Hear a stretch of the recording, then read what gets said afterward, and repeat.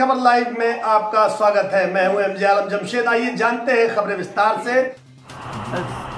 जहानाबाद में जितने भी शिक्षण संस्थान हैं निजी स्तर पर, उन लोगों ने विधानसभा चुनाव में निर्दलीय प्रत्याशी उतारने के हर स्तर पर जो निजी शिक्षण संस्थान हैं, चाहे उच्च शिक्षा में हो, प्राथमिक शिक्षा में हो, माध्यमिक शिक्षा में हो, तकनीकी शिक्षा में हो, यह उम्मीदवार हम सबों की वो आवाज़ बनकर राज्य के उच्च सदन में जाएगी, जहाँ पर कि आज तक जिन सम्मान के लिए हम सभी शिक्षण संस्थान भूखे हैं, क्योंकि हम सभी शिक्षण संस्थान इस समाज के निर्माण में अपने आप को न्यौछावर कर दिए हैं।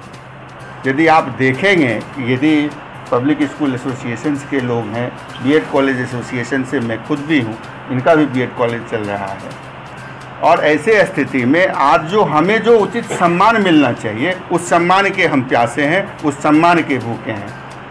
क्योंकि मुझे इसकी आवश्यकता नहीं थी कि हमें चुनाव में आना था। चुनाव में हम लोग इसलिए आ रहे हैं कि हमें जो उचित सम्मान देनी चाहिए राज्य सरकार को, हमें वो सम्मान नहीं मिल रहा है, जो कि मेरा अधिकार है। और कभी कभी अधिकार को लेने के लिए लड़ना पड़ता है, उसी के लिए हम लोगों ने लड़ने के लिए आए हैं। और यही कारण है कि राज्य के पूर्व के शिक्षा मंत्री, जो वर्तमान में भी निवर्तमान शिक्षा मंत्री है, उसके खिलाफ किसी शैक्षणिक संस्थान का प्रतिद्वंदी होना इसी चीज़ का द्योतक है। तो जैसे यहाँ शिक्षा मंत्री की बात आप कर रहे हैं, आप लोग शिक्षण संस्थान से जुड़े हुए हैं, कितना आप चुनौती उनको दे पाएंगे?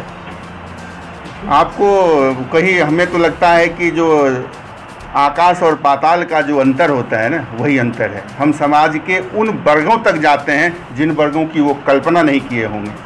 क्योंकि हर घर में जब बच्चा पैदा लेता है, जब आयु वर्ग 5 वर्ष की होती है, तो सबसे पहले आप किसी को याद करते हैं, उस व्यक्ति, उस वर्ग का नाम शिक्षक है। हमारी एक ही जाति है, हम शिक्षक जाति के लोग हैं, और जिनके पास आप सबसे पहले पहुंचते हैं, आप उसे कैसे भूल सकते हैं?